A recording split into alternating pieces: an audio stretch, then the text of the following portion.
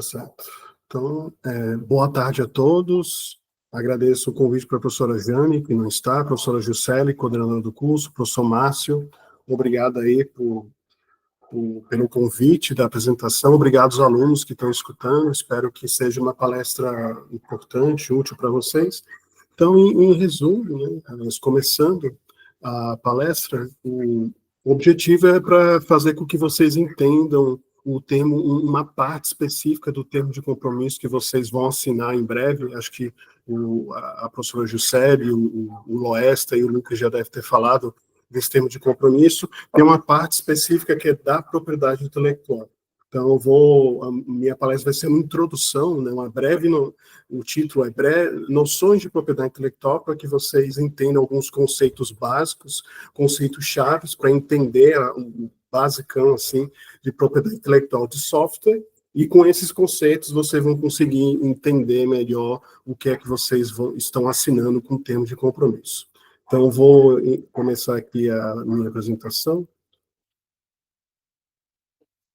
Ok, aqui isso. Então, o título da palestra, Noções de Propriedade Intelectual. Então, sou Danilo Neri, sou servidor técnico administrativo da Facom, e boa parte aqui do conteúdo dessa palestra, ela veio do meu mestrado, né, que eu fiz um mestrado em administração pública, e o tema da minha dissertação foi justamente gestão da propriedade intelectual.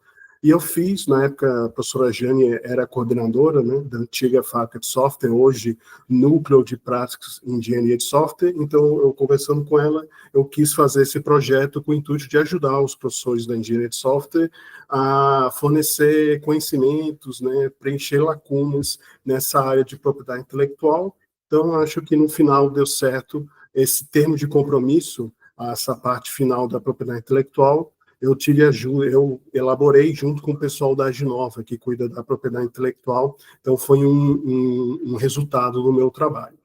Então, vamos aqui, começando a palestra, e que espero que seja útil para vocês como que hoje são estudantes de engenharia de software, e amanhã, em breve, serão profissionais da área de TI. Então, acho que esse conhecimento vai ser muito importante para vocês. Então, um início muito geral, assim, o que é propriedade intelectual. Então, em termos gerais, propriedade intelectual é o direito de usufruir e explorar comercialmente, com exclusividade, um determinado bem imaterial, seja ele um livro. Deixa eu escutar aqui o áudio da professora. A gente vai encaminhar depois para você, para o pessoal da noite. Tá, ok. Então, continuando, o que é propriedade intelectual? É o direito de usufruir e explorar comercialmente, com exclusividade, um determinado bem material, seja ele um livro, um filme, uma música, um videogame ou um software, que é o que nós vamos ver. Então, aqui, esse slide aqui tem como objetivo para mostrar para vocês de onde veio, qual que é a origem do direito de propriedade intelectual, para que vocês não tenham a impressão que foi algo que caiu do céu, né, tipo um meteoro, de onde é que apareceu isso. Então, de maneira bem resumida, a gente vai explicar a origem e explicar o porquê que ele existe, para depois focar na API, né, na propriedade intelectual de software. Então, em termos gerais, né, o direito de propriedade intelectual, ele é um ramo do direito internacional. Por que direito internacional? Porque ele é um direito que é construído por meio de tratados internacionais, convenções internacionais, em que os países se reúnem para estabelecer práticas, regras e práticas mínimas para os objetos de propriedade intelectual, que a gente vai ver aqui. Então, tem essas convenções internacionais que os países se reúnem e, após ratificarem, assinarem, cada país individualmente ele vai internalizando, por meio dos seus parlamentos, né, nacionais, essas regras que foram acordadas a nível internacional. Então, é um direito internacional, mas ele é aplicado individualmente, né, por cada país, com base nessas regras gerais. Então, aqui, nós temos os vários ramos do direito de propriedade intelectual. Coloquei aqui os principais, que é o ramo da propriedade industrial, que veio com a Convenção de Paris, que o mais conhecido é a chamada patente, né? A patente de invenção, modelo de utilidade, que é basicamente tudo que é tangível, né? Que a gente pode tocar, computadores, notebooks, aviões, ar-condicionado, então tudo pode ser objeto de patente, então tem um ramo específico, que é esse de propriedade industrial, com suas regras próprias, regras específicas, que a gente não vai adentrar aqui em detalhes. Aí esse ramo da propriedade industrial também tem a marca, que é um outro ramo importante, desenho industrial e concorrência desleal. Outro ramo muito importante, que foi criado no final do século XIX, pela Convenção de Berna, é o que a gente vai se ater mais na palestra de hoje, que é o que criou, né, os direitos autorais, que teve como início a proteção de obras literárias lá no final do século XIX. Então, os países reuniram e teve essa Convenção de Berna, e desde então ela tem sido atualizada, né, ao longo do tempo, do século XX e XXI, foram feitos tratados, chamados protocolos, atualizando essa Convenção de Berna. Começou com essas obras literárias para proteger os textos escritos dos escritores, autores, e ao longo do tempo foram incorporando os chamados direitos conexos, que é o audiovisual, né, o filme, fotografia, pintura, escultura, obras de arte em geral, e por fim teve o programa de computador, que a gente vai ver em mais detalhe daqui a pouco, mas o programa de computador, ele é um regime específico próprio, que advém, ele é derivado do regime geral de direitos autorais. Tem o regime geral de direitos autorais, e ele é o regime do software, programa de computador, ele é uma subparte, uma parte modificada desse regime geral de direitos autorais. E por fim, a gente tem a chamada proteção sui generis, que são os objetos muito específicos, têm tratados, regras muito próprias, específicas. Tem a topografia de circuito integrado, que são os chips, que têm suas regras próprias, o cultivar, que são as plantas geneticamente modificadas, e o conhecimento tradicional dos povos tradicionais indígenas, quilombolas e assim por diante. Então, aqui, focando no objetivo da nossa palestra, a gente vai especificar o regime de proteção da propriedade intelectual do software no Brasil, que teve essa regra geral a nível internacional, e o Brasil teve essa última lei, a mais recente, a lei chamada Lei do Software, Lei 9.608 de 98, que instituiu o regime especial que regulamenta a proteção da propriedade intelectual do software. Como eu falei, ele é um regime derivado da Lei dos Direitos Autorais, que é uma lei geral, 9.610 de 98, na mesma época, que é uma lei geral que se aplica para obras literárias, fotografias, e tem as suas características próprias, que são também usadas na lei do software, na proteção do software, mas com algumas especificidades. E também é importante saber que essa lei de direitos autorais, ela é aplicada de forma complementar à proteção da propriedade intelectual do software. Então, aqui, para a gente entender um aspecto fundamental dos direitos autorais, que é um direito dual, um direito dual que é calcado em dois conceitos diferentes, interligados, mas são diferentes. No regime geral dos direitos autorais, muitas vezes uma obra artística, música, muitas vezes a pessoa do autor, que a gente vai ver, se confunde com a figura do titular.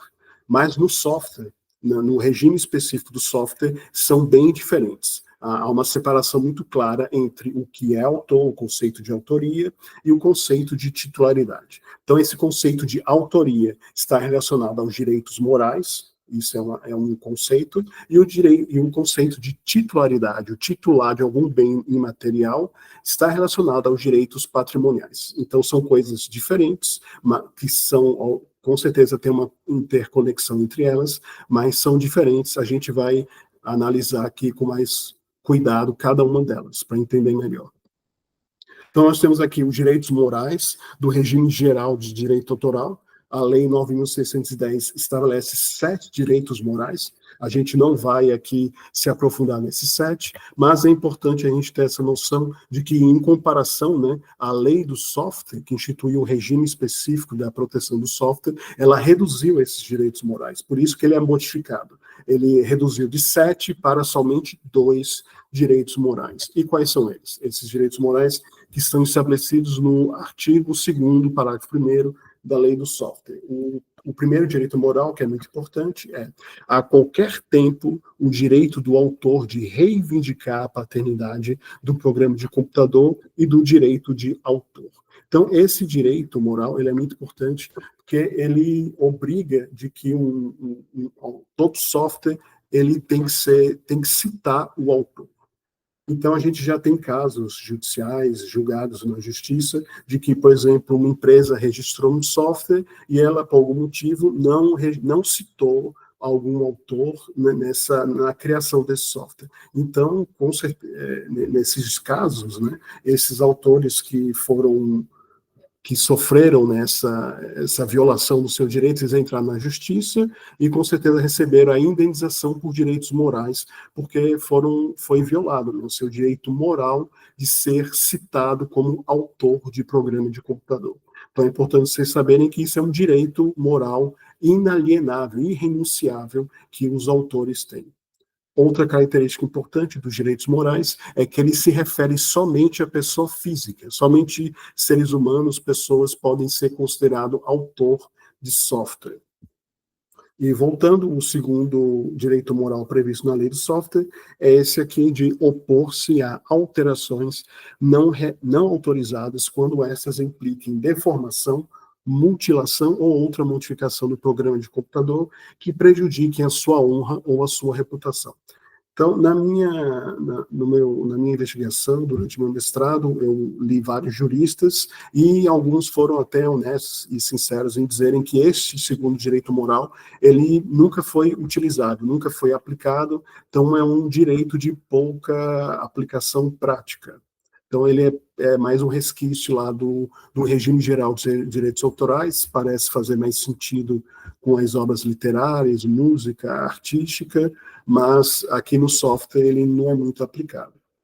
Então, aqui nós vimos os direitos morais, e aqui nós vamos para o outro conceito, né, o conceito de direitos patrimoniais ligado à titularidade. Esse conceito, ele se refere tanto à pessoa física, pessoas, como pessoa jurídica, empresas. Essas pessoas físicas jurídicas podem ser titulares do direito patrimonial do software. E esse direito, ele pode ser alienável, ou seja, a pessoa, a empresa, ela pode vender, pode ceder, pode licenciar um software. E os direitos patrimoniais, eles se referem justamente à questão do valor econômico do software, ou seja, quando alguém quer vender esse software, uma empresa quer vender o software, o seu valor de mercado, isso se trata do direito patrimonial, do bem econômico, e não o direito moral. Daí a diferença do direito moral e o direito patrimonial.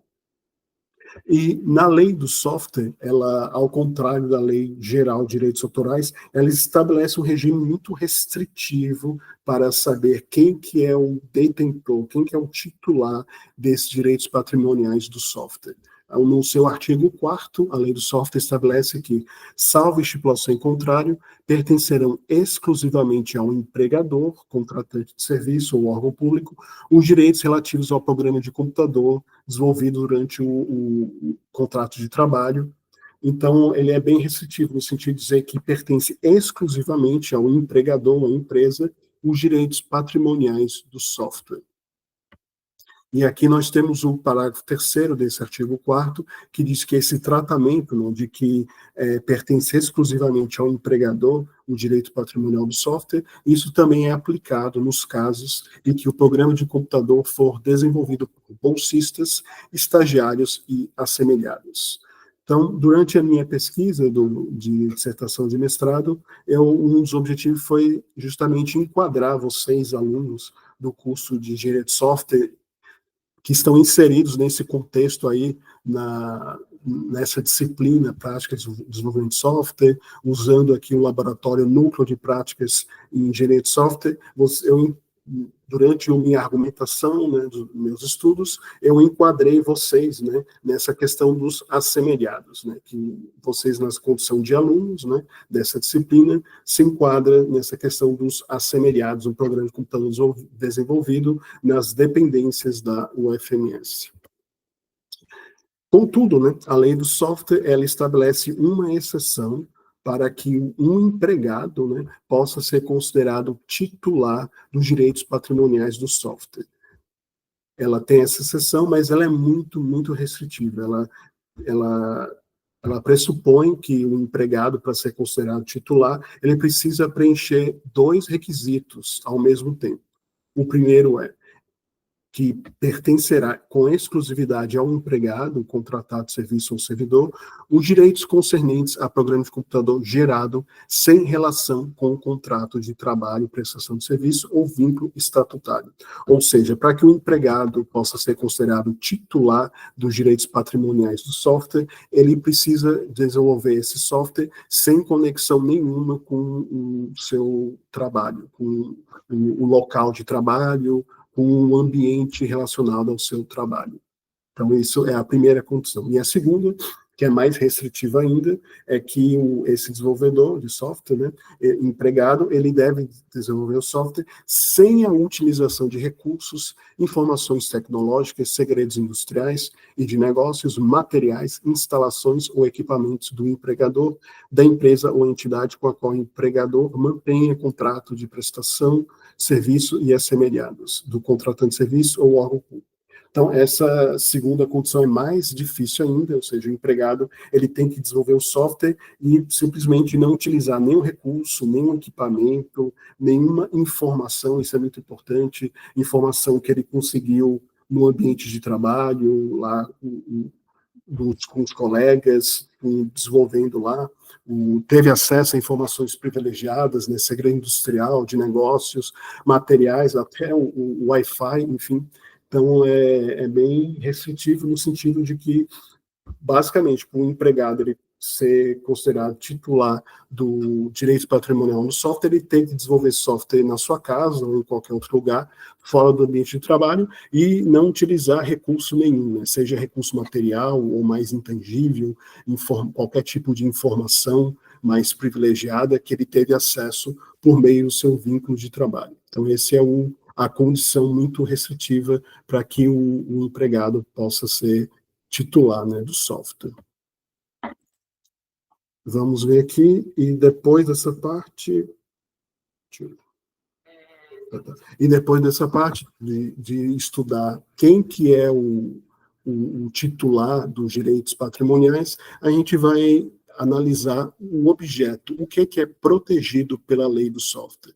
Então, no artigo 1º, a lei do software, ela fala com uma linguagem um pouco complicada, a gente vai ler aqui, mas vocês vão ver que é bem fácil do que ele se trata. Então, ele fala aqui, o programa de computador é a expressão de um conjunto organizado de instruções em linguagem natural ou codificada, contida em suporte físico de qualquer natureza, de emprego necessário em máquinas automáticas de tratamento da informação, dispositivos, instrumentos ou equipamentos periféricos baseados em técnica digital ou análoga, para fazê-los funcionar de modo e para fins determinados. Então, aqui, trocando em miúdos, né, resumindo o significado desse artigo 1º da lei do software, ele está dizendo que o objeto, o que é protegido pela lei do software, é o código-fonte. É o código-fonte que é escrito, como vocês bem sabem, pode ser escrito em uma ou mais linguagens de programação.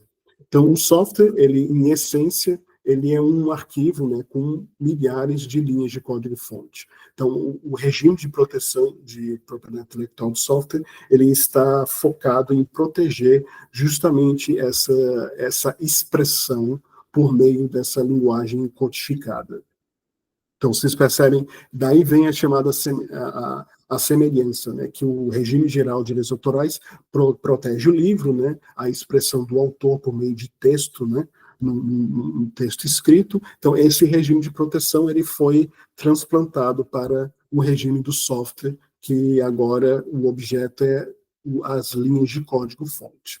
Contudo, né, vocês como estudantes ainda, mas imagino que vocês já têm uma prática, já tem algum nível de prática no desenvolvimento de softwares, sabem que o software é bem mais complexo do que somente linhas de código-fonte.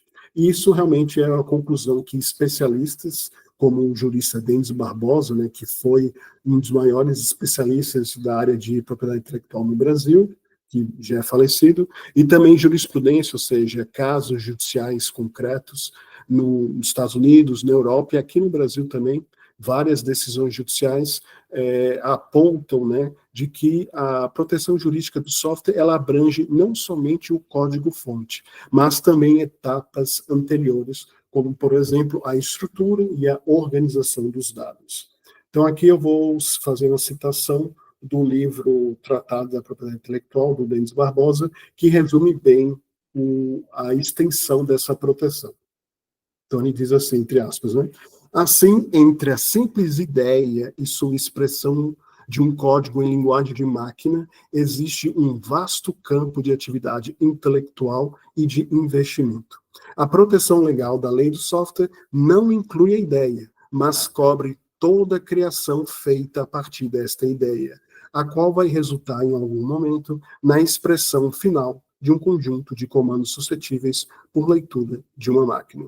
Então, aqui o Denis Barbosa ele resume, né, de que a partir da ideia, por exemplo, em algum brainstorm, a ideia de alguma pessoa física, um contratante de um software, enfim, a partir dessa ideia, tudo que for feito, por exemplo, na análise de requisitos, a documentação gerada, na modelagem dos processos de negócio, então, tudo que vai sendo construído para moldar o software, toda documentação, todos os artefatos de software que vão sendo construídos com o objetivo de alcançar, né, essa funcionalidade pretendida pelo software, tudo isso daí, no final, acaba sendo protegido pela proteção legal da lei do software. Isso não está literalmente expresso na lei, mas, como eu falei, várias decisões judiciais, elas apontam de que, inclusive, tem questões de plágio, assim, não sei se vai dar tempo da minha palestra, mas já antecipando aqui, teve um caso de plágio em que os códigos-fontes eram diferentes, as linguagens eram de dois softwares, né? Comparando dois softwares, eram diferentes o código-fonte, mas devido à questão da uma semelhança muito alta na estrutura e organização de dados, a justiça acabou isso foi feito por perícia, né? Acabou por concluir de que o software foi violado, né? Os seus direitos autorais por essa semelhança não explícita do código-fonte, mas da alta semelhança da organização, de como os dados estavam sendo estruturados. Então, isso é um entendimento atual da justiça e também da chamada doutrina, né, dos especialistas de propriedade intelectual. Então, aqui tem indo para a parte final da palestra, nós temos aqui o logotipo do INPI, que é o Instituto Nacional de Propriedade Industrial, que é o órgão público federal responsável por registrar o software e também, por exemplo, a patente, né, e outros bens e materiais. Então, esse órgão é responsável por receber as informações, fazer análise e emitir um registro de software, em que ele estabelece essa proteção como a gente falou, do código-fonte e também por inferência, né, todas as etapas anteriores. Então, aqui nós temos um exemplo, deixa eu até pegar o arquivo, que vai ficar melhor. Está aqui, um arquivo de um registro de programa de computador desenvolvido aí por vocês, né, pelo Núcleo de Práticas de Engenharia de Software, um software de 2023 chamado e-Ouvidoria. Então, aqui nós temos o título do software, o titular, como vocês podem perceber, que é a UFMS, ela é titular, e os autores, que são coisas diferentes.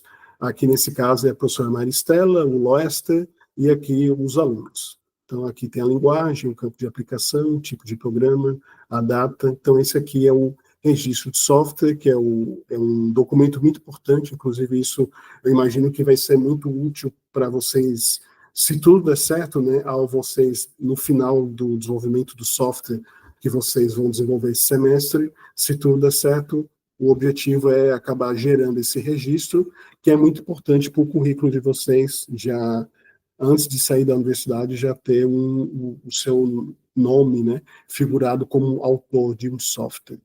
Então, eu acho que isso é muito importante. O que mais aqui? E só voltando aqui, no caso do FMS, o pessoal aí os técnicos do NES, eles pegam um termo de compromisso que vocês vão assinar, e esse termo de compromisso vai ser o start, vai ser o início de todo uma tramitação processual, primeiro aqui na Facom, depois isso vai ser encaminhado para a Aginova, que é o setor da UFMS que cuida da propriedade intelectual, eles vão receber essa documentação e em seguida vão encaminhar para o INPI para, no final, se tudo der certo, emitir esse certificado de software. O que mais? Voltando aqui à apresentação. E aqui nós temos uma parte focada, um destaque do termo de compromisso que vocês vão assinar em breve. Então, aqui, com base nos conceitos que foram aprendidos nessa palestra, eu vou ler aqui e vocês vão ver que vai fazer sentido o que está escrito aqui, para que vocês possam entender melhor.